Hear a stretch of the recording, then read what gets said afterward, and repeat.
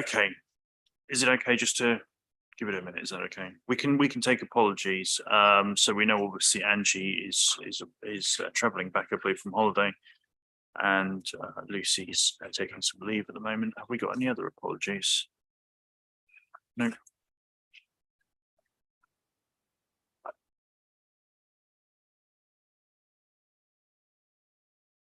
I think we're so to take the minutes as well. Were there any questions on the minutes of the meeting held the 3rd of January? No. Okay. Well, I'm prepared to propose that they are accepted, seconded by Richard, and I presume everyone happy with that. Item 3. Public questions and statements. I don't believe we have any. Items of urgent business. I don't believe we have any. Declarations of interest. Item 5. Any declarations of interest from any of you? No. Okay. Item 6. Members' questions. If either of you wanted to come in at this point in time. No. Okay. Thank you. Item 7, recommendations from Cabinet Working Parties. First of all, the Planning Policy and Built Heritage Working Party of the 16th of January and the 30th of January. There were 2 meetings for reasons out of everyone's control. Andrew, I don't know if you wanted to do some of this. Yeah, morning everybody. Thank you, Mr. Chairman. Yes, we had the meeting over on 2 separate dates. So we were concentrating on site allocations on this occasion, and we had a robust debate about various sites, perhaps concentrating most on the development in North Walsham. And the recommendation was accepted. However, I do want to propose a slight variation. I want to accept North Walsham from the recommendation to delegate minor amendments in respect of North Walsham, because I don't think that's appropriate to that actual scheme. It's the flagship scheme. It's going to deliver most of our housing delivery numbers if the plan is adopted, and it's very important that we get the infrastructure right, and due to the uncertainty around that, I don't think that necessarily would come within the remit of a minor amendment. It's potentially more serious than that. So I propose the recommendation, but with the exception of the scheme in North Walsham. Thanks, Chair. Right, is that understood by everyone? Okay. So is that a proposal that needs a second? Yeah, seconded by Eric. Okay, and are we all happy to accept that? Okay, thank you. That's unanimous. Is there anything else you wanted to cover, Andrew? No, I think that's except to say that we're on track to bring this to an exceptional full council on the 1st of March, so that all members can have a look at the local plan in its entirety. It's been going for a number of years. It might just refresh people who are quite not so familiar with it over such a long period of time, Chair. Great. All right. Thank you very much. Item 8 is recommendations from the Overview and Scrutiny Committee. Councillor Dixon, go ahead. Thank you, Mr. Chairman. You'll see there are 2 recommendations there arising out of the medium-term financial strategy. The first of those relates to a discussion. I think you were present for that meeting, and that discussion represents, I think, a considerable level of concern that the modelling, which I remember rightly was around 2%, and we believe that there was good cause to increase that to 5% for staff and fees to be included in the report to most helpfully identify the financial risks of the future. So I think that is a significant one that I should point out to you. The second one relates, and it's not a new one. You will have seen this one before because the committee, when it's considered the medium-term financial strategy in the past, has always looked at those gaps in the coming years with some concern. And I know Councillor Seawood probably has taken on board that anxiety that we shared in his descriptions of the storm clouds gathering. Well, I think we all recognise that the storm clouds have not only gathered, but I think they are quite threatening. And so I think that recommendation, although you've seen it before, I think it represents again a level of concern that has increased over the past year or two. So, Mr. Chairman, I'll leave you with those two recommendations. Okay, thank you. That's helpful. Eric, go ahead. Yes, the first one about the 5% increase in staff, that's actually in the paper now. It's about 450,000 extra if it's 5% rather than 2%. And in terms of starting early, well, Tina Stankley did say to the scrutiny committee that was her intention, and I believe that that's what should be happening given what could be coming. Thank you. Okay, thank you for that. Was there any other questions there? No. Item 9, delegated decisions, September 22 onwards. Emma, do you want to say something on this? This is just a statutory item that comes to you as and when there are sort of sufficient delegated decisions to report through. They have dropped off in numbers because we're not using the emergency powers that we were using during COVID.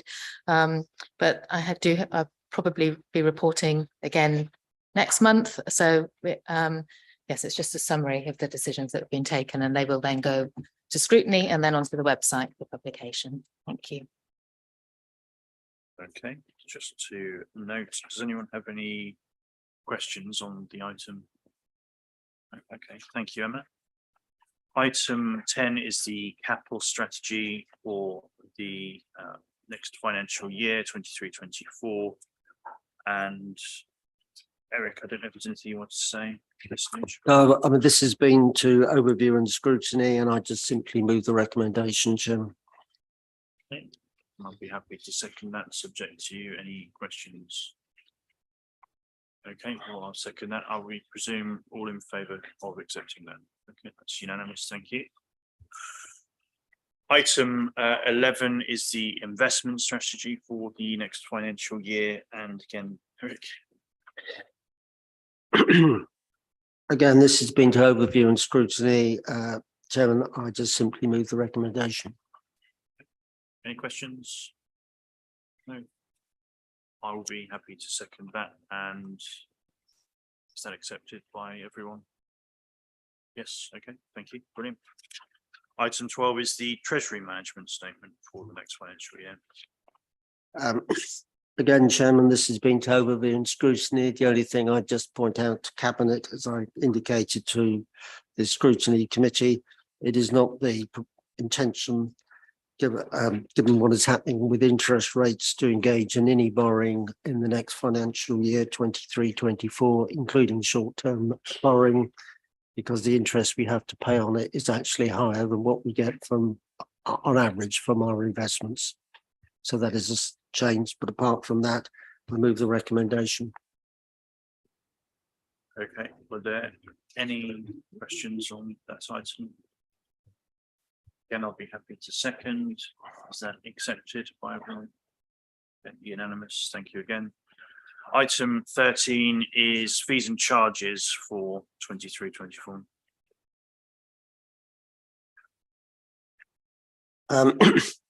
Again, this has been came back before overview and scrutiny. It wasn't agreed at the December meeting, given the further discussions that were taking place on the 23-24 budget.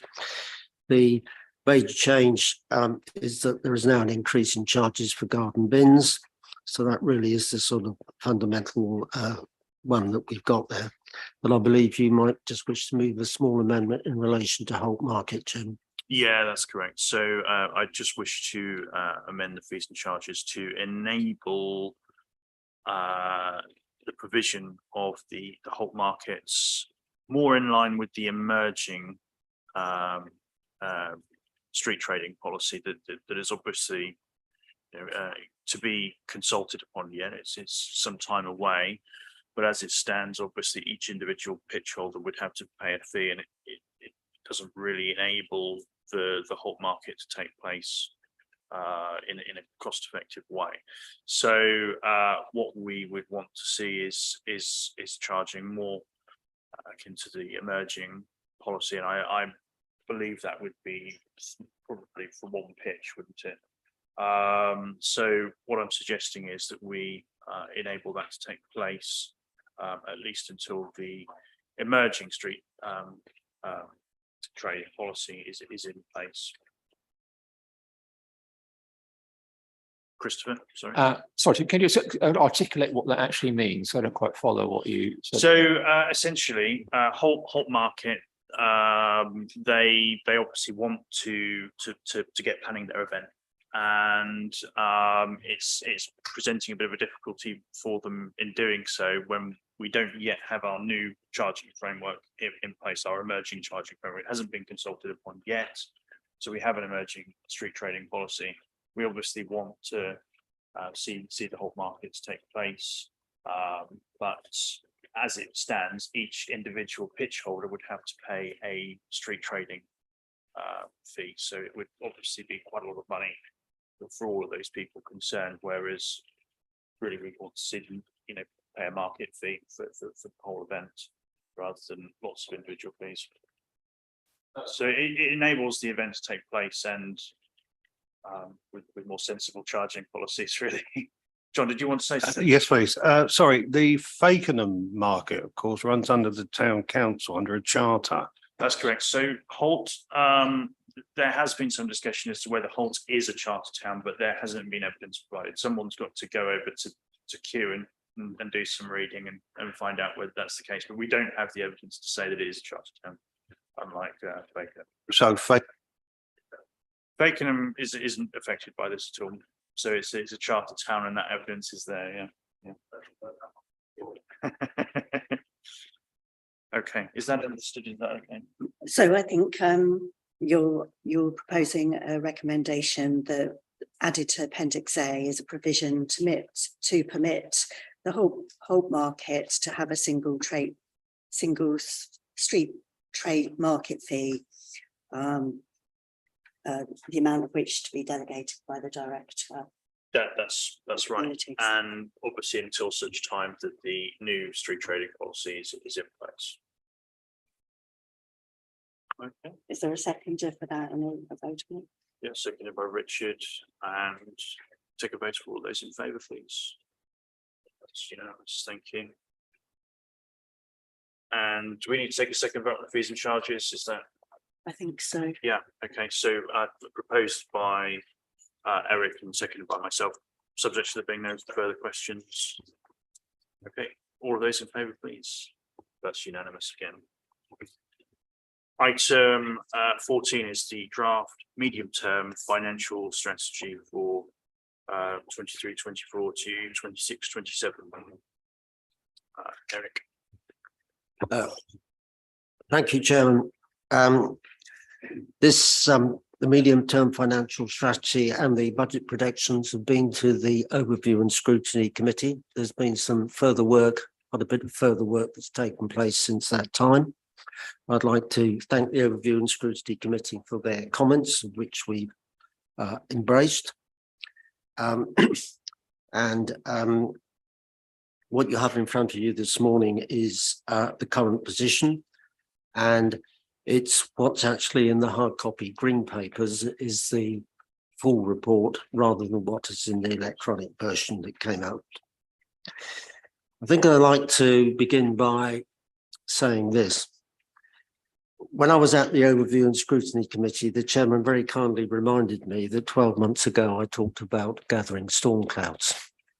Well, we've certainly had some storm clouds in the last 12 months, and we've had challenges which, when the budget was set in February 22 and what we were forecasting for 23-24, just weren't unforeseen and couldn't possibly have been foreseen. And of course, those challenges are now ones that affect many of our residents. And that is actually reflected in the comments and what's come back in the consultation, which we did with them, which I'm pleased to say this year it was an electronic consult. By using electronic means was the consultation, and we had 653 responses, which was much more than the 50 we had the previous year. So that they're feeling the pain just like the council is. And indeed, when we set the budget last year, we were assuming an inflation rate of 2 to 3% for 23-24. Well, of course, by the end of the last calendar year, the figure was around 10%. And we've also got increasing capital costs for construction projects. The deputy leader at the county council was talking about a 30% increase in 2022. That's certainly our experience in North Norfolk. Often when we go out now for tender, if the budget was produced around 2019-20 before the COVID pandemic, we can actually see some of the bids coming in that are almost double what was in the original budget. And the other thing we're finding, and the property services manager was here will reflect this, is when we go out to tender, we often only get one expression of interest rather than 3 or 4. So there is both a supply issue as well as a cost issue that we're facing on our capital projects. We're not unique as a council in facing those. Those are something which all councils are facing. Now, in terms of this council, in paragraph 310 of the report sets out, compared to 20 and what we were saying 12 months ago,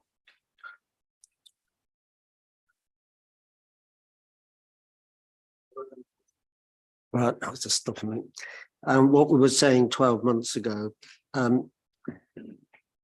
what the inflation pressure has been on this council. It is something like £2.9 million, or an increase of 13.7%. So how do we actually address that increase in costs? Well, any increase we do in council tax will be limited to 1.99%. There has been no increase in the business rates we're able to retain this year. Indeed, because of how we receive business rates grants during the COVID pandemic, we're having to take some money from the business rates reserve in order just to maintain it, but there is no increase. In terms of government support, this is swings and roundabouts. We're very pleased that about the 3% guarantee for inflation. On the other hand, we've lost the legacy payments on the new homes bonus. So we actually end up with an increase of just £135,000 or 7.3%. So none of that actually caters for or compensates for the rate of inflation in the council's costs. So what do we have to do? Well, we have to do what many of our residents are having to do with their own household budgets. We've got to start making some savings. And that action is set out in the paper. We've made net savings once we've deducted inevitable growth of 1.8 million, and that's set out in paragraphs 3.8 and 3.9 of the report. There is also some additional income, particularly around what we can charge on waste, commercial waste, and also planning advice. On the basis of our experience this year, there is some growth in our car parking income. We're not going to engage in any external borrowing, either long-term or short-term, because of the high interest rates at the moment. And we've also made some other financial adjustments around the area of depreciation to make a more realistic figure. So we've having to take action in order to produce a balanced budget. However, in spite of this, I am pleased to say that our services that we offer our residents have been broadly maintained. There are no significant service cuts. And I think that puts us in a position unlike many other councils. We also have a capital programme where we can continue to improve our facilities. Now, in terms of council tax, I am mindful of when the council looked at this back, I think it was in October, which set out that we should seek not to increase council tax if that was possible. Now, what eventually happens on council tax will be a matter for when for the full council later in February.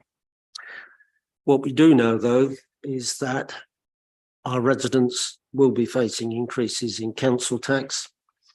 The County Council is proposing an increase of 4.99%, which is arranged in the various bands of between £50 and £150. And the Police Authority have already approved an increase of £14.94 for Band D taxpayers. So whatever we do, people will be facing, I'm afraid, an increase in council tax. And I can understand when residents say how difficult that will be for some people, given the rising cost of living. In terms of anything we may do, the maximum would be £5.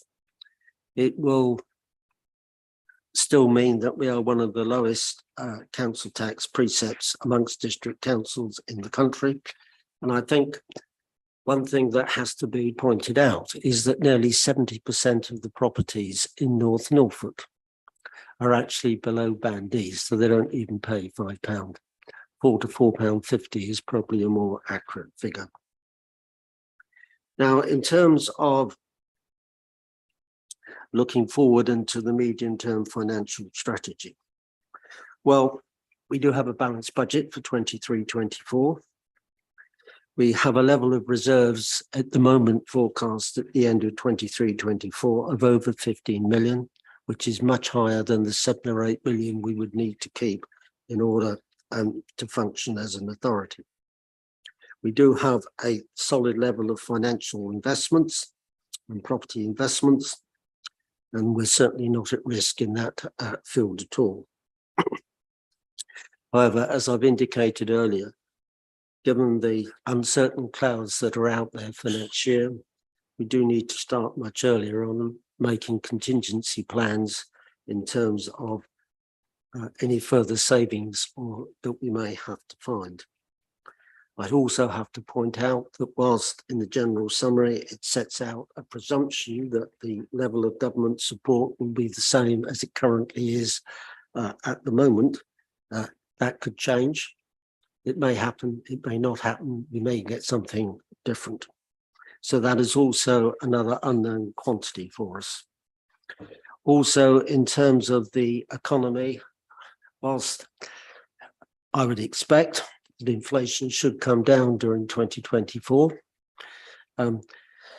what we've experienced in the last 2 or 3 years is a lot of unforeseen challenges, and it's very difficult to forecast or predict precisely what will happen. But if, for example, salaries rise again by 5% next year, then we have to find another £450,000. And also in relation to business rates, next year they are forecast under the formula to go back towards 7.2 million, and then they could go down again. But again, that is another level of uncertainty for us.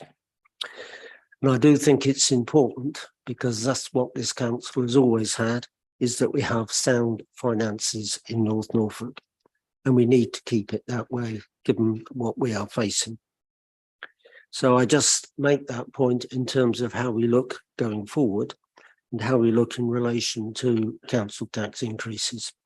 We can freeze, but once you lose that 360,000, you've lost it for the years that come.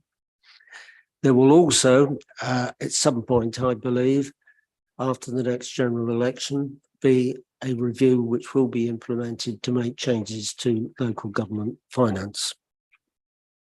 Again, What the implications of that will be for this authority are unknown, but it is another unknown factor that we have to build in.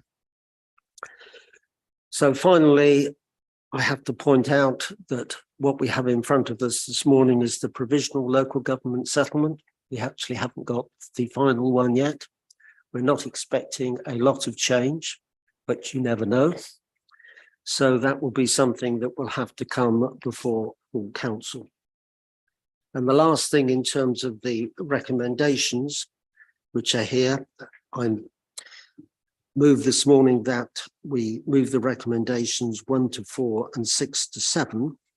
But in relation to the capital bids, I just say that we just note the capital bids contained within Appendix C1, but the wording with delegated authority given to the Section 151 officer in conjunction with the portfolio holder for finance to decide on the most appropriate means of funding. At the moment that we delete that, because we're still doing some further work and discussions in relation to how we are funding the proposed capital programme for next year. So on that basis, Chairman, I move the recommendations with that amendment. Thank you. Okay, thank you ever so much, Eric. Were there any questions? Okay. Well, thank you for the report and all of the work that's gone into the various reports on the agenda today. I'll be happy to support the recommendations minus the amendment there. And can we have a vote, please? Take all those in favour, and that's unanimous again. Item 15, we have no reason to exclude the public and no private business. So at just before 10:30,